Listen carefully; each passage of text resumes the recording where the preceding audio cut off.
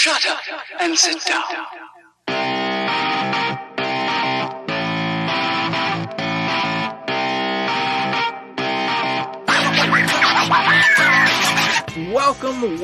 Welcome, everybody, to a short but thrifty and fun episode of Third Shift. It is episode 233, and I, of course, am one of your hosts, the inglorious bastard himself, Mr. Eric. What the f*** are you talking about? What are you doing? It's a mind flip day, alright? You don't know who I am. I don't know who you are. I'm the inglorious bastard. And you are the light bearer, the light bringer, Mr. Matt himself. I'll take it. He's here today to bring the happiness, to bring the joy to this beautiful episode. We've got a little bit of this and a little bit of that for you, which we'll explain after we tell you how our weeks have been. How was my week? Oh, it was a fantastic week, Mr. Eric. I'm not going to give it. You just got to jump in, man. Come on, just jump in. You just got to give it. So you got to spoon feed it to me. I don't know when to jump in. When you say how our weeks were, I got to go, hey, man, you got to introduce me. You didn't say that this is where I got to do it. It might have been you first, like it never is, but it could have been this time. It could have been. Yeah, you could have just steamrolled right on through it. Anything can happen. It's third shift. Anything can happen. But what can actually happen is I just have a weird, funky week of just, I don't even know what. Real life is just blah. Snowmageddon out here is just blah. Video game life is just blah. I'm in a funk. I was in a funk last week. I'm in like double funk this week. The one saving grace, Animal Crossing New Horizons. I started shuffling up the whole island. Stuff's finally starting to fall into place. I just had the Festival event, like Carnival or Mardi Gras, so that was kind of cool. Got a bunch of new things, placed them all over the island, rearranged people's houses and stuff all around them. Having a lot of fun with that, like I always do. Of course, over the long weekend that I had, Friday had an Outer Worlds stream. That, of course, is always fun. I love playing it, love laughing and having a great time with that game. Let's see, over the weekend I played a little bit more of Rogue Legacy, because I was just staring at my PS5, and you gave me a great idea last week of saying, hey, play 13 Sentinels Aegis Rim, but we both know it's right around the corner, and I went, as soon as that happens, I'm not going to play this game. As good as it is going to be, so it needs its own chunk of time. And also, you and I were talking about, hey, maybe I'll play Control. And as soon as I started up and I saw the screen, I went, yeah, I'm going to play some Control. And I went, you know it's right around the corner, dude. You're not going to have time for this. You're going to be streaming that and having all the funs with that. Okay, well, I don't know what to do then. I don't know what I'm doing. Something I didn't put on the show notes, I played Wilmot's Warehouse over the weekend, like 2 big, long play sessions of that. Had a ton of fun with that. I wasn't sure how much I'd like it, but the whole organizing your warehouse, and now you get to take stock and rearrange everything with no time limit, put stuff here, put stuff there. It's kind of weird because nobody ever mentioned, you get different stocks of different items that your company carries, but just randomly, like some of the shipments you get, it's just 2 things, like millions of them. And, you used to carry like 4, so they'd be stuck off in this corner. Now you got to accommodate this giant like brick of items somewhere. Either make them a giant line sticking out from that one little corner, or like some big snake path of them, or just make space for this giant brick of stuff to just chunk. But then once the stock take comes and you have the unlimited time, rearrange your whole warehouse to accommodate all this stuff, slowly using it, then another big dump comes. It sounds boring, but there's something fun about that game. That art style, the little square menus and little square items. You get a little robot buddy who you can drop him by unsorted stuff, and he'll grab up one of them and go and carry it off. And sometimes he'll screw up your stuff, but it'll at least be over with the other ones. You know what I'm saying? But there's something about that game. Even after the game's over, you get the option to just visit the warehouse and run around and see your carefully sorted piles of stuff. And something about that is just super satisfying. So I played that, had a lot of fun with that. Played 1 play session of Streets of Rage 4, because I was in that, like, I need something quick. I need a quick bites game because something's coming right around the corner. That was perfect. I saw it on the Game Pass, downloaded it, played 1 big long play session of it, and I was like, okay, this is good. Some beat-em-up action, because I just did 2 beat-em-ups not too long ago. Really stylish, playing along with the funky tunes and having a good time with that. But then the other game that I finally started, I don't know why I picked it out of the Game Pass lineup, because I passed on Control, I passed on 13 Sentinels Aegis Rim. I was scrolling around and I was like, man, what else can I get? I don't know. I need something. And for some reason, Quantum Break stood out. The one Remedy game I've never played because it was Xbox exclusive. And now I have an Xbox to play it. And I went, you're going in the queue. And I added add to play later. And I went, all right, cool. And then my thumb hovered over the A button instead of the X button when it was over install. And I went, yeah, I'm just going to do it. Click. So I had a couple play sessions of that. I'm enjoying it so far because it's all around, I mean, you remember, everybody remembers, all about time manipulation and kind of getting like time manipulation powers in the shooter.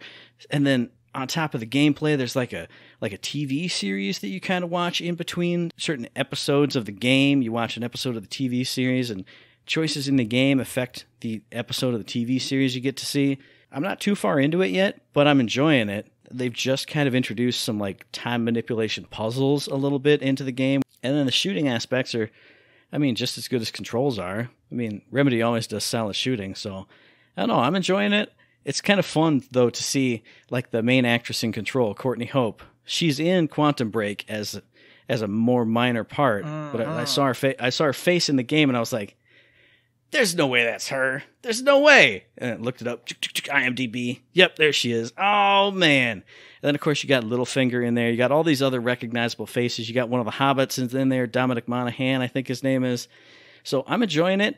And it's just bite-sized enough because I can play through an episode of the game or a stage or a level. And then, oh, it's time for an episode of the show. I got 20 minutes. Boop. All right. And when it's done, you're loading into the next level of the game. All right, time for bed, save and quit. So I feel like this will be, maybe, this will be the bite-sized game that I need to kind of get me through if it's a night where I don't feel like playing the thing that's right around the corner or something or need a break. The levels are short enough that you can just kind of gun through them in 10, 15, 20 minutes and have a pretty good time. So I'm enjoying Quantum Break. I enjoyed the Rogue Legacy runs that I did. Animal Crossing is great. Outer Worlds is great. You know what? It was a great week, Eric. I played a ton of great games. I always start off in a funk and say, this week sucked, and then insane. I go, damn. Wait a minute. It's so good. I actually played a crap ton. I'm ridiculous. And then NXT TakeOver Vengeance Day was over the weekend. That was a great show, too. I'd never talk about wrestling on here anymore. It was a fantastic show. AEW Dynamite last night was Dynamite. It was amazing. It's a fantastic week, except for literally anything outside of these four walls of my house. How about you, dude? Gosh bless. I'm glad you finally had a turnaround, man. I'm glad for you. I feel good. I feel good about it. For me, I was a busy little bumblebee. I was so busy. All right, work and stuff, blah. Yeah, it's just like you said. It tries to destroy your whole soul and your whole body. And then speaking of bodies, I pinched nerves in my left thigh and my shoulder. I can barely move. It hurts like excruciatingly as I do all these vague hand motions and stuff. It's fantastic. But none of that matters because I was a busy little boy and I was like, man, I got to get some stuff done. We didn't have any big plans. So I got Nier Automata booted up. Boom, got through the K ending. Real hard ending, everybody. Just in case you don't know, you got to eat this mackerel. It's insane. Yeah. Really tough to get. A really difficult ending. One of probably the coolest endings. Got that ending. It is the coolest ending. I wish all games had an ending like that you could get. So I got the K ending. Then I played and I played and I played and I played and I played. I can't even tell you how much I played. I played. And then I got the A ending, which is the first ending. Mm-hmm. So I'm finally through the first actual playthrough of said game. And I went, oh no, this ain't over. This ain't over. There's all these quests I couldn't even do because I didn't have, my boy with me. He took off. He got all lost. And I had to go find. I won't spoil stuff, even though it's an ancient game at this point. But let me say, 9S, I need him with me. There's some stuff I can't do until he's with me. So I got to play again. Hey man, you can call them nines, Not yet. Call them nines. Not yet. We're not there. she went. That's as far as we've got. That's all she's willing to go. She did it one time. So 2B's got some learning and some loving to do, and we're not there yet. So I gotta play again because, as everybody should know at this point, Nier Automata has like a whole bunch of playthroughs, and it changes how you play and who you're as, who you're playing as and what's going on. And I don't know the whole thing, but I'm assuming even the story itself shifts a little bit because like 2A, they were like, hey, here this character is. And then you went on one mission, you found some of the recorders, which explained absolutely nothing. And then anime went, oh yeah, man, like, I don't even want to talk to you right now about it. And that was it. That was the whole story in your first playthrough for that. And I'm like, oh, that's not it. That ain't it. No. We got more. So they left a lot of breadcrumbs, a lot of clues, a lot of inclinations that, hey, the story's actually not done. So you need to go through. So loved it. I wish the game, like I told you already before, the damn missions are so chaotic and crazy. And sometimes it just drives me up a wall because I'm like, well, can I do this one? Go over there, go travel for 7 minutes over to that area. Oh no, this is like a level 80 mission. Could you at least tell me so I don't travel all over? Like the sand one. Hey, come to the sand. Oh, you can't actually access it. Why is it here if I can't actually get to it this playthrough? Why are you doing this to me? Stop it, you guys. Like I'm wasting my time coming to these things, trying to do all these things, and I can't do them. Maybe if it was a rumor instead of like a quest marker you can go to, like, hey, somebody should really go check out that area over there. And like, maybe if it was even in your quest log, like, maybe sometime I'll have a chance to go do this, but not right now. Mm-hmm. Something like that, like a hint. And when like, you got for there, you, the it's player, inaccessible, and you went, oh, okay. But when you don't know, you're like, oh, I'm just an idiot. There's probably some trick I don't know. No, it's actually, you just can't. You literally can't. Because it's not meant for now. It's meant for the second or third or fourth playthrough. So it's now I'm starting to remember there were a couple of those, like the special things. You go and you're like, we don't need you here. Oh, okay, sorry. Yeah, I only will accept you if you're the hacker. Well, 9S is with me. Yeah, just make him do it. He's right here. Hey, idiot. Do the thing. 9S, he wants a hacker. No, we gotta go through playthrough 2 or 3, whatever one it is, where you do 9S instead of 2B when you're doing all the fights and everything else, doing the hacking things. So I'm like, it's so awesome, so much good shit. And that not last boss battle, because it wasn't the last boss battle. That's obviously with a different character, but the one with the big machine over the ocean, man. Oh, I felt like I was some kind of god. I was dodging bullets, flying around like crazy, replenishing my health. I'm like, look at me, I'm in the Matrix. Woo! Such a good time. Felt great. Everything about it made me feel like just a king of the game, and I was loving it. You really are making me want to play it again right now. Just talking about the hacking stuff. I didn't even say the hacker, but as soon as that area you can't go to, it's because you have to go there as 9S and do the hacking thing. And in my brain popped up all the beautiful images of all the crazy hacking stuff you get to do with them. Oh my God. It's so good. It's so good. And then just seeing like the androids interrelate and just, have these personal relationships with one another, but even though they're kind of machines, and they start realizing that, hey, we're actually just machines too. And such a good game. So fantastic. I'm so glad I'm playing it. Like you said, there's a thing coming though that's probably going to sidetrack me, which I'm sad about. So maybe I can dual wield, but honestly, if that thing hits like the way it's probably going to hit, I think everything else is going to die, which is why I was a busybody. So instead of just stopping there and beating that game, which normally I would do, because you know me, hey, I could play the game. It's time to coast for a little bit. I went, no, can't do that. So I got in the medium, hardcore. All right. Went with Bloober Team. Had a good time, which I'm going to talk about in a little bit, so I won't elaborate right this moment. Beat that game too. Smoked it. Got through the whole kit and caboodle, and I'll talk about that in just a minute. And then I went, man, I'm not done yet. I got this Games Pass, man. Look at, Final Fantasy 12 Zodiac Age. That's the one I bought that game. Deluxe Edition, the whole 9, never played it. So I downloaded that. I got about 6-7 hours into that. And I'm like, yeah, man, this is actually a good game. That was another one that was on that list. When I saw it, I was like, yeah, I'm going to hit install on this. And I went, you're never going to finish that game. Never. No. You absolutely won't. And I went, okay. I'm not even going to put any thought, any effort, but when I saw it, I was immediately like, yep. I've never played this before. I got to get it. I saw it, and of course was yep. And I did it, and I played it, and I love it. And I'm so sad that I was just so angry back in the day when it first came out about the change in play style and everything it did.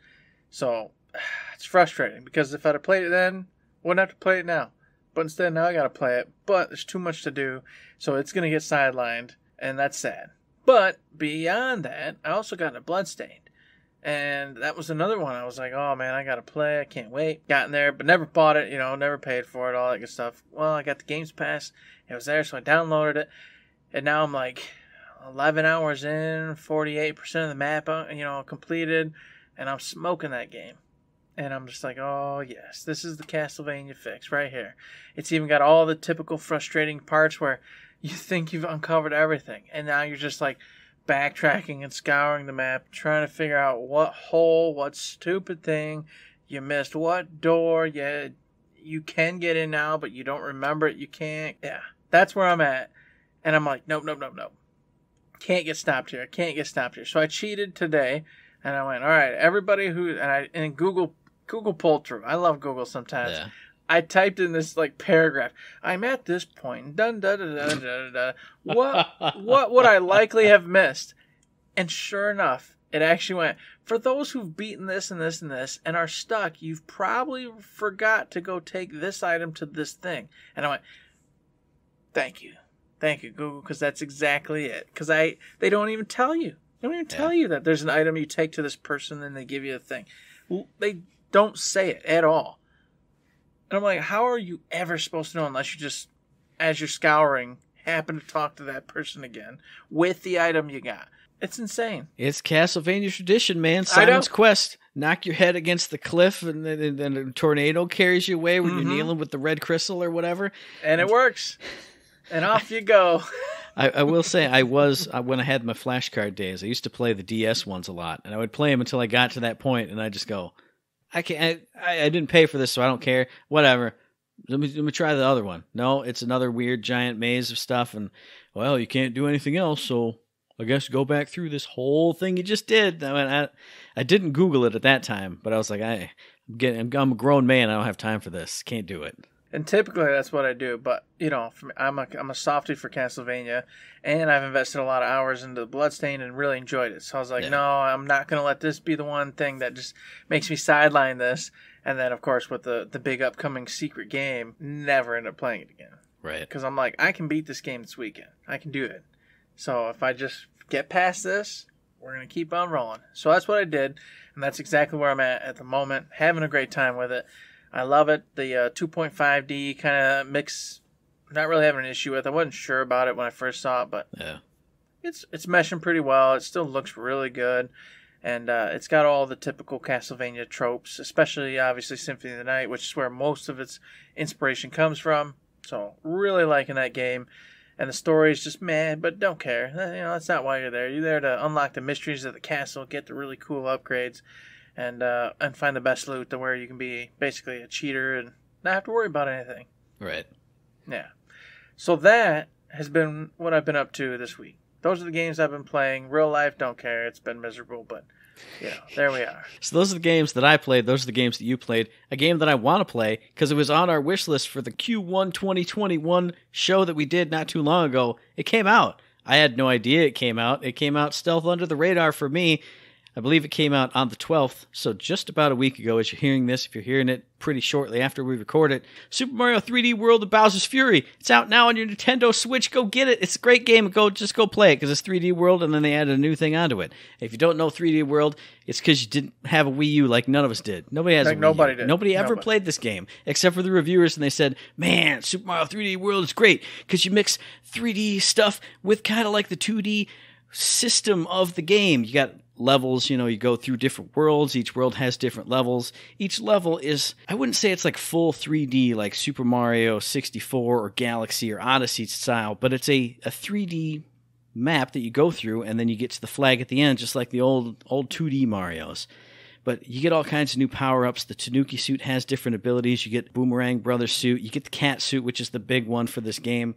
And you can play through all these levels as 4 and then secret unlockable characters. You can play as Mario, Luigi, Peach, and Toad with their usual upsides and downsides. And then there's all kinds of other secrets sprinkled throughout. So not only do you have like 117 levels you can go through. Each level has secret green stars you can collect to use those to unlock more levels. They've got like little puzzle box, what is it called, like mystery house levels, where you go into the little box and then it's like a quick fire stage, like a little 2D one-off, like a little time stage you got to run through. It puts me in mind of when you played Super Mario Sunshine and you had the secret levels where you had no flood, and it was like a little bite-sized platform and pack. You get a lot of those. People compared these to kind of like WarioWare because they're timed and they're short, and you either go through one or a little series of them. So all kinds of good stuff in that game to unlock. Like I said, you got a secret unlockable character that's spoiled for you in every single review because they just show people playing with it. So I don't know if it's a spoiler or not, but you get another character on top of those four. And you can play this not only single player, not only couch co-op multiplayer up to 4 people. Now you can play it in online mode. I've heard good and bad, super laggy or super fun, so your mileage might vary. You might want to play that a little later if they have to patch some stuff out.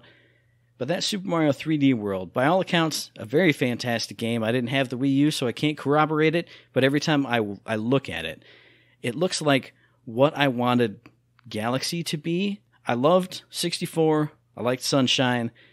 Galaxy kind of fell off, but when I hit Mario Odyssey, it blew my mind again. And longtime listeners, you've heard me talk about it. This feels like the perfect mid-ground from when I fell off to when I fell in love again. I feel like if I had played this, I would have been like a Mario fan straight through. It looks fantastic. From all accounts, it is fantastic. But then they're not only just going to give you an upgraded version of Super Mario 3D World, now they got Bowser's Fury on it, which is what people are speculating as the next step of Mario games, because it goes back to that Super Mario Odyssey style of open world. You get a little cat-themed area. It's all water-based. There's little islands with different little challenges, so you can get cat shines that you're collecting, kind of like the Power Moons in Super Mario Odyssey. All kinds of different challenges you can do all around this big area. Not only do you do that, but in the middle, there's Bowser. He's become corrupted by this like dark, inky substance, and you see his shell kind of like spinning in the water, all covered in goop, like a little oil slick. And then as you're playing and you're getting this cool stuff, and like, wow, I'm progressing, I'm doing stuff, his shell starts spinning a little faster and faster. Now it starts rising up. And now your beautiful sunshiny skies, you get a little rain sprinkled on you. Now it's a lot more rain. Now the skies are dark. Now the shell is up out of the water. Now, boom, giant evil Bowser that we've seen in all the trailers. He appears. Fireballs are raining down on the sky, putting big old blocks just smashing down into the ground. He's breathing giant fire breath at you, which can also destroy these Bowser blocks that you can't destroy. So it's a little, you kind of want to get rid of him because he's interfering with your game. But once you get a little pro at it, you can manipulate big old Fury Bowser into destroying these blocks for you, so you get more stuff, so you can get more shines, so you can get more power-ups. So eventually you can fight the big baddie and then go on to do like you do in every single Mario game. Yeah, you fight Bowser and you beat him, but there's more stuff to do. There's more stuff to collect. And in this open world mode, as you're collecting coins, it's adding to your power-up bank, which is the big mechanic that all the reviewers seem to love, where you can bank power-up. Usually in Mario games, you can bank one. You get the Super Mushroom, you get a cape. If you got another cape, it would go up top. So when you lost your cape, it would come floating down. Now you can bank fire flowers, suits, cat suit, tanuki suit, all this stuff. So if you come up in this open world to a challenge that, it looks like you got to climb up this post, but I can't jump up it. I really need a cat suit so I can scramble up it. Luckily, it's in my bank here. And I feel like people are making almost too big of a deal out of it, but at the same time, if you're going to have open world and have suit power-ups that are required to beat certain challenges, this is a really cool idea. From all accounts, this is fantastic and really cool. It sounds like a lot of fun, like a perfect mix between that Mario Odyssey, running around as Mario in this open world, doing whatever challenges you want to do. But then, if some challenges do require this upgrade, well, good thing I got all those coins, and boom, I got upgrades all over the place. And just, boop, now I'm in the cat suit, boop, now I'm in the tanuki suit, now I'm doing all the stuff I need to do. It's the total package. You got a fantastic game. Not a free upgrade, but a little bonus game on top of it that has all the cool Mario content. A new spin on the Mario way of doing things. It's Super Mario 3D World and Bowser's Fury. I'm going to have to pick it up because I missed out on this one, and I'm just not going to forgive myself if I fall off the Mario train again after jumping on it and throwing my hands in the air and going, wee, last time. So much fun. So you should get it too out there. In podcast listener land, you, Eric, you should get it for the family. You probably already have it. You probably already beat it. Your kids are running around as Toad. Wee, Daddy, I'm going to be the princess this time. Daddy, you be Luigi and slide off the ledge. Wee. Now, you're correct. I will be getting it. But we do not have it as of yet. But that is definitely going to be a great family game to get. We do, however, have to finish Mario Origami King first. So that's got to get done. Then we'll purchase that one. But it's on the list. Don't you make any sort of fuss. I will have that when I be playing it, especially with the kids and the wife and stuff. Because, like you said, allows us all to play together, have a good time, laugh as we kill each other and murder each other, floating in our bubbles, etc., etc. Speaking of murdering, I told y'all earlier, I beat the medium. And now you're like, that ain't a new release. That came out 3 weeks ago. God damn it, Eric. I've been editing stuff out of the medium for the past 3 podcasts. I'm tired of hearing about the medium. You shut your mouth. No, I will not, because the game has been beat. And I enjoyed the hell out of this game. And I'm just upset. I'm upset because I played through this with the expectation of it being a node to Silent Hill, Resident Evil 1, 2, 3, the old schools. And that's exactly what it was. It's exactly what it was.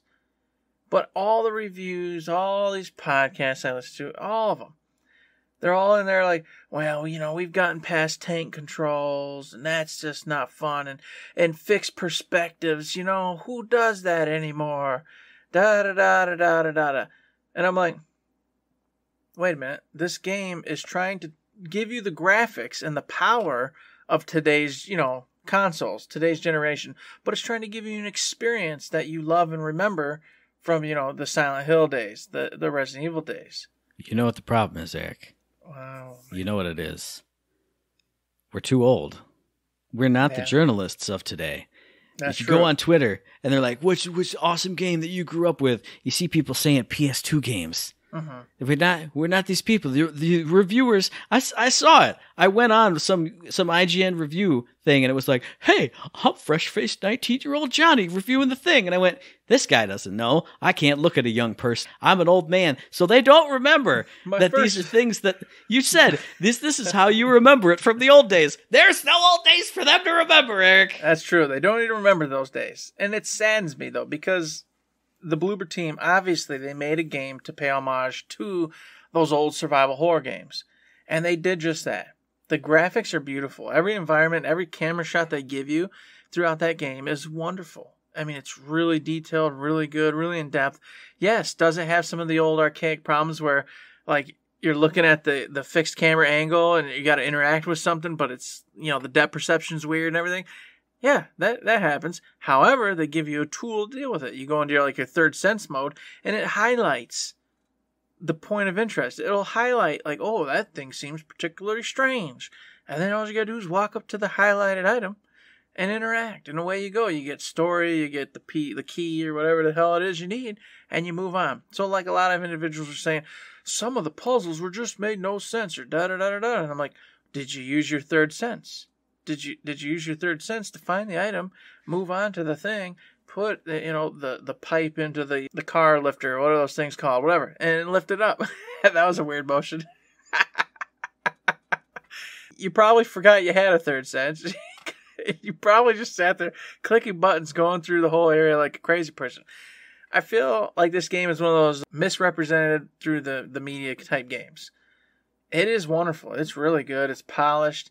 A solid story, especially if you read all the little pieces of lore, which we all laugh and talk about, which is 100% true. All the journalists and all those yahoos who review games don't. None of them pay any attention to anything anymore. They just zoom through the story. And I get it. It's a job for them. They got to get through. They got to get the reviews up. They got to move on to the next thing. Otherwise, they're going to get fired. I understand. But it still drives me nuts when they're like, well, the story's just meh. Well, did you actually read all the 72 notes that were left for you in that one room and then this room? No, I ain't got time for that. Okay, well, I mean, maybe you should know that you actually didn't have time for the story, so you don't know if it was a good story. So don't judge it as a mediocre to poor story because you just didn't take the time to read it. Well, you should tell it through the storytelling. Once again, I think you're misunderstanding what this game is. It's an homage to a type of game that used to be very common and popular back in a time frame, and they're trying to bring it up to speed to this day and age. Well then, tell it to me story. Did you actually listen when they're talking to you? No, I skipped those. I'm gonna tell. So it didn't matter, right? No, it didn't matter. Okay. Gotcha. Now, as I always do, I'm going to play devil's advocate just a little bit. Well, of course. Because there's 2 games that I played that hit me with narrative stuff and story and backstory and all this stuff before I could even play any gameplay. The first one was Watch Dogs Legion when I started that and still haven't finished that. Like, the first room you show up in as your character, there are 5 audio logs to pick up, and it's like episodes from a podcast in this world. Each one of those is like 5 minutes long. Unacceptable and ridiculous. Same thing happened with Quantum Break. You jump in, hey, you get dropped off at a place. You're going in to meet Littlefinger. Oh, but in this area, there's 17 narrative items you can pick up and look at. And it's cool, and I did it because I'm that guy. If you tell me, hey, there's collectibles here, I'm going to do it. If you give me a place to explore, I'm going to do it. But it was like, here's the entire history of the Monarch Corporation, starting from 1999. Here's a whole timeline. And then here's 18 newspaper articles that you can pick up all around. Here's a person to talk to. Here's a TV you got to watch. I don't even know who I am yet, who that guy is that I'm going to go see. What is the Monarch Corporation? Where the hell am I? You hit me with too much. So I'm not saying you can't have one, you can't have the other. Give me a little bit of both. Give me some gameplay so I understand what I'm doing, who I am, where I am. Then you can start hitting me with those a little bit and then whoosh, ramp it up. When the story starts getting deep, then hit me with all the audio logs, all the things. That's all I'm saying. I'm with you. You can argue that, and that's fine. I want both, but I want a nice medium. Yeah. Oh, not one extreme or the other. I want a medium here. I would say that the medium does a decent job of doing that. I think in the very beginning, it is a tiny bit heavy because they throw you into the scenario and you're going there on a hunch, on a dream, etc. So you really don't know what the hell's going on. And then you get here and all of a sudden there's newspaper articles laying around and dead deer and, and you're like, what is happening? So I agree. In the beginning, it's kind of like, why are we even here? What is the purpose of this game? And they're kind of like, look at this weird hint. Look at this news article telling you about this strange thing that happened in 47 years ago. And you're like, I don't know. So I agree. There is a little bit of that. But if you play for more than like 3 hours, it just starts to, roller coaster. And it gets better and better and better. And a lot of people said that after the wheelchair scene is where they kind of got really invested. And I would disagree. I would say once the Maw is introduced in this game, I think you really feel like you're there. And you understand kind of you don't get what's going on, but you get what's going on. And that's when everything starts to ramp up. The story really starts to go to town. You never really know when things are going to be south or north. And it really just keeps you on edge. The downside, I will say, is it doesn't have the fear factor that Silent Hill 1 or 2 or 3 had. I think the Maw was really cool. And I love those scenes when the Maw comes in. But I think the Maw was too easy to figure out how to sneak around or just, get away from. I don't feel like there were too many scenes where the Maw was actually a very dangerous, immediate threat. It was always those typical, like, oh, something weird, you hear him babbling or doing whatever, and sure enough, you see his little mirage, or you see him physically, because in the medium, you got those 2 different views sometimes that pop in and out. You don't control it. The game just does it for you when it wants you to see it. So in the real world, you see him as a mirage, and in the other world, you see him as a physical entity. And so he'll pop up and do stuff. But I do think that was the only weakness of the game, honestly. I think the story was really good. The characters were freaking really fleshed out and awesome. And I want to know more about them and I want to learn more about them, which I'll talk in depth on the What You're Playing Third Shift. But all that was fantastic. The Maw was really cool. The concept was really good. I just think they underutilized him the way they could have. They could have really made him super terrifying because he was terrifying. But I don't feel like they did it. They kind of went for like a subtle, just kind of like, what the hell's going on? All right, this is weird. Oh, man. Instead of that, oh, my God, I'm going to die. But on the other hand, it was nice because then it gave you the opportunity to explore, to find all the secrets and all the little nooks and crannies and notes, instead of always being fearful that if you wait too long in this room, here comes the baddie busting the door down, and you're screaming and running, and it's just annoying. I don't like that myself personally, but I do like to be scared and nervous sometimes. And I think at the end of the day, it was pretty light with the scares, pretty light with the fear, and more just into the, not detective, but kind of like intrigue and just what the hell's going on. And at the very end, I won't spoil nothing, but they left it wide open. Like, so wide open. And I'm so frustrated because the game, it's, I think, a 71 on Metacritic, which isn't bad, but let's be truthful, we all know if it ain't 85 plus, it's garbage. That's kind of the world these days. And I'm like, Bloober is completely competent and completely awesome at what they're doing and trying to do here. And I hope that the medium sells well enough, or that the Xbox Pass gives them enough money to where no matter what, they compensate their costs and they're willing to try another medium. Because the way they left that story, I'm like, you can't do this to me. This is a good story. I really enjoyed these characters. I want to know what's going on. And they just were like, nah, you're not going to know now. Haha. Medium 1 was great, but you're not going to know the ending. Sorry. I'm like, that's annoying. That's just annoying. Because I'm like, if you don't get another shot at this, now I just played a game that doesn't have an ending. Great. Son of a gun. Well, I will forever back you up on that, because I've been through the same thing. One of my favorite games of all time, original Xbox, Advent Rising. The game was buggy, so it got bad reviews. Never will ever have a sequel. But at the end of that game, you go on this giant space opera roller coaster. You're doing all this stuff.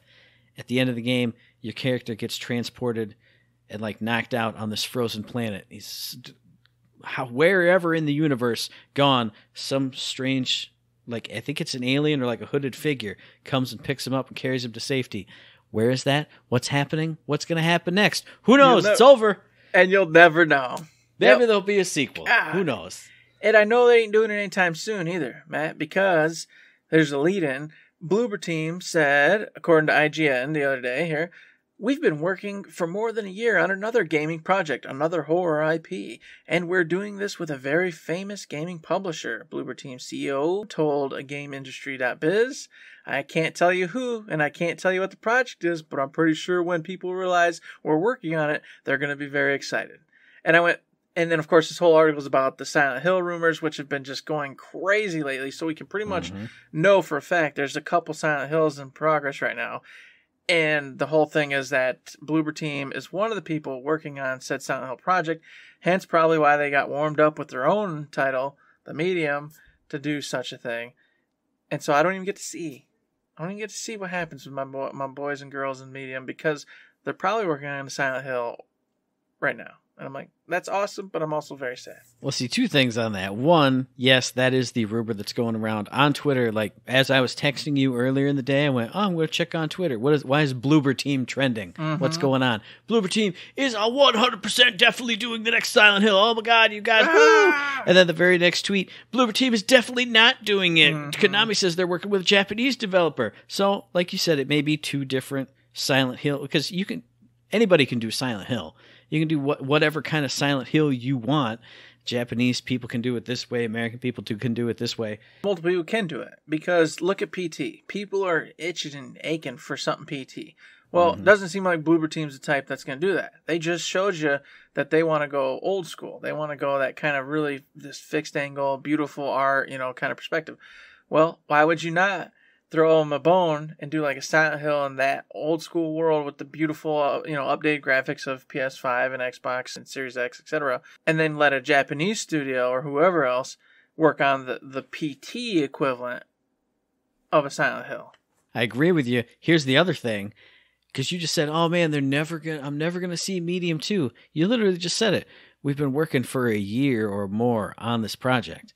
Well, you know how stuff works. You're going to see that in a year, but in that year, while they're finishing that up, they're going to start working on Medium 2, because they're going to get all the big monies from Silent Hill. I mean, hopefully it's really good. You said the Medium was really good. I hope that's really good, and then it can just be a nice little snowball. They start off as they packed one snowball and they threw it out.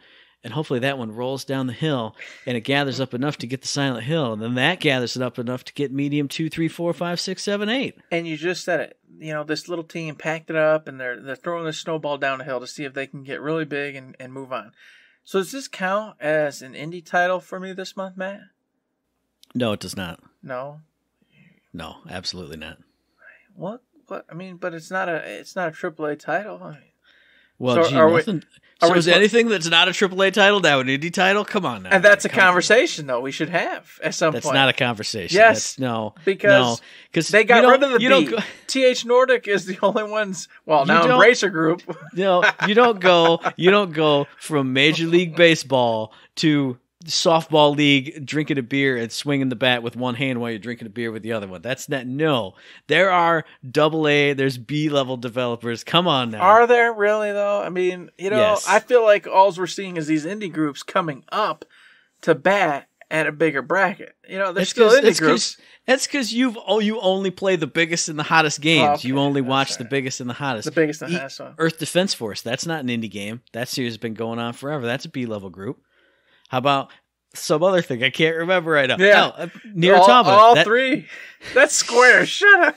You're crazy. Platinum and Square, they ain't friggin', they're AAA, man. Yes and no, I would say. How about Bloodstained? That was sort of, that's indie because That's indie because he split off and did it with his own little group of people. So what about Remedy? Remedy's not AAA. Yeah, they're your favorite. They're B-level. They're single. They're I would put them A class. Yeah, they're single A class. But even with Control's success, I would start to put them in the AAA. So we'll see where they go from here. But I agree. Before Control, I feel like they were just your single A class. Sorry. This is a whole different conversation. We can't go down this road. We can't do it. I just wanted to see if I could get away with, medium being I'm not allowed to give. I can't give you a pass, Eric. I'm a boss now. I got rules. I can't regulations. I can't be nice to can't play favorites. Yeah, that's the way it goes. The only favorites I can play are with myself, just like you. You can play favorites with yourself. I can play with myself. You can play with yourself. It's great. That's a good nail. That's a decent system. I appreciate it. I'm glad you're giving me the permission. I am thankful. So, with that being said, I'll talk more about the medium later.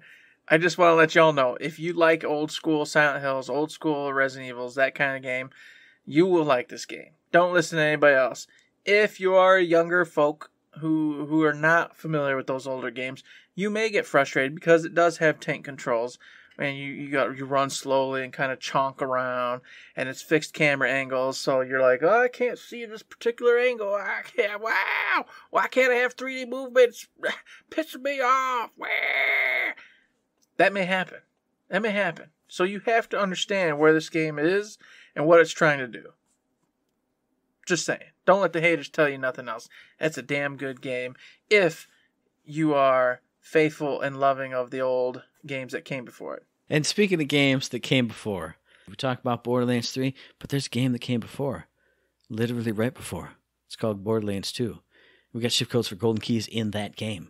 So hit it through the platforms, the Instagram. Hit up your preferred shift code provider. Get yourself some free loot in that fantastic game. There's no way to segue back to this Gearbox stuff. After we went straight off the cliff. We were Thelma and Louise. We drove off the cliff into a topic. We're arguing about AAA games. And oh wait, hang on. We got to get back on the cliff though. Shift codes for golden keys in Borderlands 2. I swear to God, we do the thing, but unfortunately, there's not a lot of news.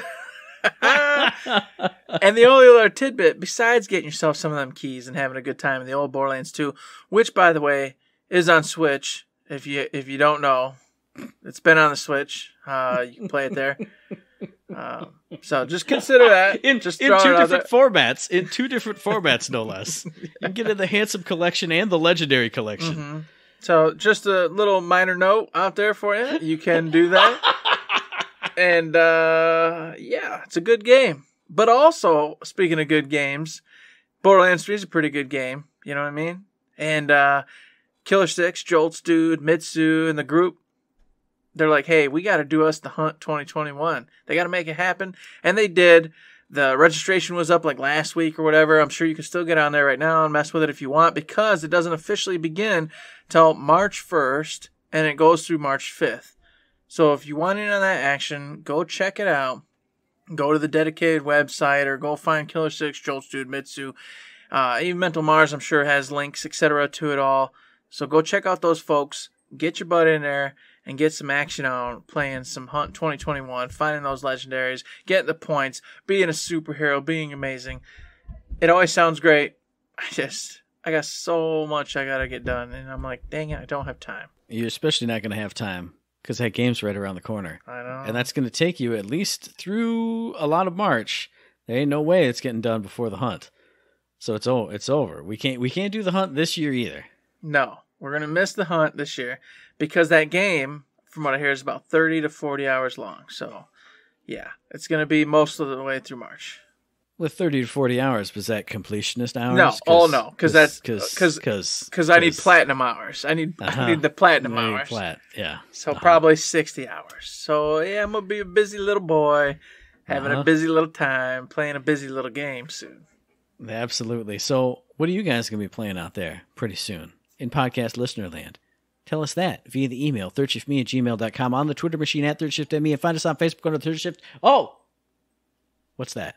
What am I pointing at right now? What am I looking? I don't know. I can't see. What's he got? What?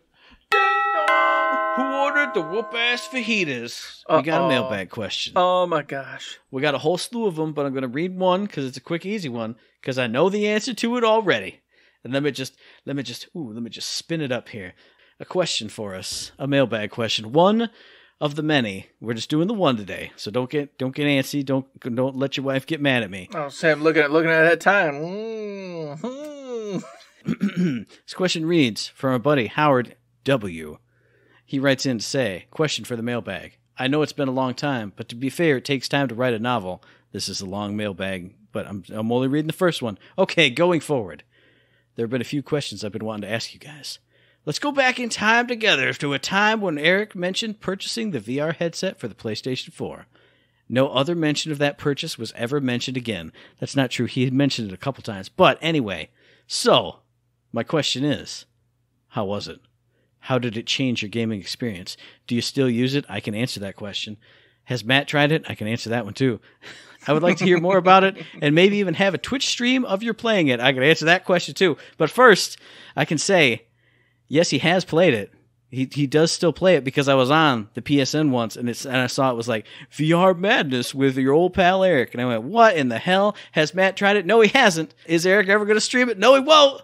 But fill out the rest of that mailbag question for us. How was it? Do you like it? Was it cool? Is it awesome? What do you say? Oh, man. Well, first off, VR is great. It is super cool, super fun. The games are great. It's so cool to just put the mask on and either A, get interactive like with Beat Saber where you're freaking jumping around, doing all sorts of hoo-has, or playing Astrobot, sitting there and just looking around with your head physically at objects and seeing the Astrobot like get up in your face and you see the environments like, a foot away from you, like when you're inside of it, and then looking down and seeing the expanses. It's super cool. It's actually a lot of fun. Here's the problem. Here's the big problem. First off, whenever I do get it hooked up, which is a huge headache, obviously the kids want to play, and I want to let them play because I want them to enjoy games. And if that's what they want to enjoy, then I try to let them enjoy it. And secondly, when I play, I get sick. It doesn't jive with me very well. I can usually do about 15 to 30 minutes, and that's about my max extent of playtime with VR. I don't get seasick, I don't get air sick, I don't get any kind of sick. So I thought I would be good to go. Unfortunately, that's not the case with VR. I put the VR headset on, and I get hot. I get really hot. I start to feel a little unsettling, but I don't puke or nothing. I just feel unsettled. And obviously no one likes that feeling, so after about 30 minutes, I'm like, man, this is so great, but I just really kind of feel not great anymore, and I'm going to take this off. So VR is awesome, and I really see it going someplace and having a good time in the future, and I want it to. I want that to be something we do. But for me, at the moment, it's rough. So with that being said, the VR was the other big thing. The Borderlands VR, I know everybody was asking about. I told y'all. Gearbox sends me a copy, I'm going to play it. but I've already played Borderlands 2 several times. Lots of times.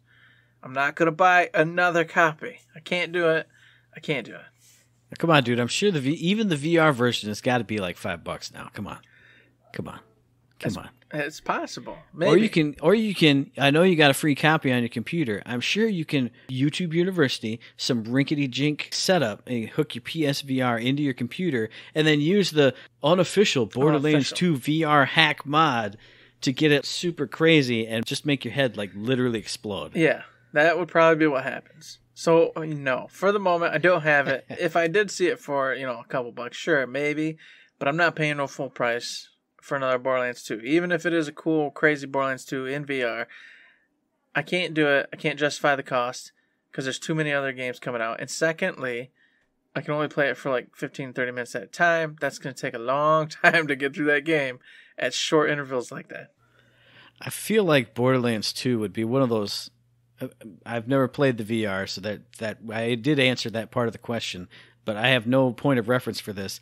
I feel like Borderlands 2, with its art style and all the craziness that happens in that game, would be really hard to like parse out what's happening. I feel like that would be the Battleborn technical test, where like stuff is just everywhere. Everywhere. I feel like that'd be just too much. And that's something else I worry about, and it'd make me sicker even faster. Then I only get like 5-10 minutes, and I gotta get out of there. So I don't know. Once again, Gearbox, if you're listening, you want to ship it to me and let me check it out. I love Borderlands. Of course I will, but it's just one of those titles where I'm like, I don't know, man. I don't know about this. So, sorry, Howard. I didn't get to check out the Borderlands 2 with it, but I have played, of course, the Astrobot, the little mouse game. I don't remember what it's called. Moss, I think it is. I think so. Beat Saber. I've played, obviously, the VR, Homeroom Madness and all those little games you go with it. I played a little bit about Everybody's Golf, and, so I've gotten around. And they're great. They're fun. But you got to want to have it. If it's not something like you love and want, you're going to try it out, and you're going to put it away, and you're never going to touch it again. So this has to be something you're invested in and you really want to have. Otherwise, it's going to become a very expensive side tool sitting around at your house doing nothing. That is my summation of the PlayStation VR, and for that matter, any VR headset at this moment in time, because it is a novelty. It is really cool, but it's not getting the love and support of any main console. And with all the big games coming out, and it's not the big push. It's definitely right now a side mission in the gaming community. I love how when the PSVR came out, it was going to be the big push because Oculus was coming out, the Vive, and all this other stuff was coming out. Yeah. As you and I, as old men, have heard for years upon years upon years, we've heard this many times, this is the year of VR. This is the generation. VR is going to take over. You know how many times it's happened? 0. Now, I will say this. This thing isn't gone to rest, though. I don't think VR is like just dead, like Virtual Boy and all them. No. Right. They're still out there pushing. And I know this because I just saw it yesterday, and I toppled over my chair, and this was like at 1 a.m. last night, I think, mind you, or whatever, when I was delirious and the nerves were going crazy, and I was watching shows as I was catnapping, and there is an item that is coming to the stores near you. It's Ready Player One. They did it. They have this rig that's only about as big as my table right here that you stand in, and you've got this big old chest harness thing, and you pop it on, and you put on your Rift or your Oculus or whatever, and it's got this weird, like, oval-shaped pad thing on the ground. Oh, yeah, I've seen that. And you just stand inside of it, like, kind of hovering in this huge chest harness as you run, and with the VR headset and your little two, Oculus Rift, like, dongles in your hands, and you're over here just running around, crouching, throwing bombs, doing whatever. And I went, this is another step in the direction. Here it is. Some goons out there made the product, and here we go. It ain't going to take off yet. I don't mind you. This is going to be the Steel Battalion controller for $200 if you want to be the mech controller man. And a bunch of cool people who I'm jealous of did get it and they play it and say it's awesome. But I'm never gonna get that. And it's going to be $3,000 when it comes out. But it'll get cheaper and cheaper. Is what I mean. This ain't happening for us. I'm just saying it's happening, and eventually they're gonna get it to a price point where normal folks are gonna start to buy in, And all of a sudden, it will be a bigger deal. Plus, VR will be obviously wire-free at that point because we're already moving that way with the Quest. And you and I will be on this podcast, episode 900, and you'll go, "This is the year of VR, Matt." And I'll say, "How many times have I heard that, Eric? And how many times has it been 2-0? This is the real one, Matt." And then I'm going to disappear into VR, and you'll never hear from me again. And that'll be the real time because that's what's going to happen. It'll never happen. You'll be on your way to get it. You'll plug in, and all your nerves will give out. That's what'll happen. I'll see Amanda on the front of National Enquirer. VR killed my husband. Yeah, that'd probably be what happens. We need to shut it down. It murdered him. No, he was just broken. He was broken. It wasn't his fault. Yeah. That is probably the future. But for now, it's a novelty, and it's cool, and it's fun. But only invest if that's what you really want. Absolutely. So there's one mailbag question out of the 3 that were sent in. All you out there in podcast listener land, if you got one for us, send it to us via the email, the Twitter, the Facebooks, any of the conversational things that you can get a hold of us. Send it a text to my cell phone. If you got my number, send me a mailbag question. I ain't giving out my number. If you know it, you know it. Hey, while you're searching for Matt's number, which I'll post in some kind of encrypted code on Twitter later. You're going to post it on Facebook, and I'll never see it. And no one will ever see it. Facebook. It's going to be a beautiful thing, everybody. Ugh. But while we're doing that and screwing him over, you can also go over to Patreon and not screw us over and be like, hey, those guys were great. Throw us $1, $2, $3, any kind of bucks. Helps us out. Keep the show running. Keep the old internet's happy with the money they need to put our show on all the different places where we put it. It's weird. I don't know how it works. It's magic. It just happens. It's crazy. It's cool. If y'all could go over there and consider doing that, it'd be very much appreciated because it does really help us out. If you can't, and you're like, I got no money. You know, I'm living in Texas. The snow's destroyed my home. Everything's terrible, and I can't do that right now. Hey, you know what? While you're sitting by your candlelit, little table, cold as all hell, wondering if you're going to survive, write us a letter. Maybe talk to us. Tell us what you want to hear about. Hey, what's some tips you need, things you want, any kind of news, any kind of question that brightens our day, and we'd love to answer it and help you out. So consider doing that possibly. Absolutely, and consider listening to the very next episode, which is going to drop on the 25th on iTunes, on Stitcher, on Podbean, on Spotify, and on YouTube. And as I always say, if you like what we're doing, and you'd like to help us out, and you like this finger motion I'm doing back and forth that I never do, and I'm doing it now, give us a like, a rating, review, a comment, a subscription, any kind of good thing on any one of those good services, because it does help us out, and we really do appreciate it. Indeed we do. Please consider them 5-star reviews. We've had a couple recently, and I was very happy, but I'll be hungry again soon, so, probably go give us another one. Just saying. Maybe. Please. Thank you. And until that point, there's nothing else to say but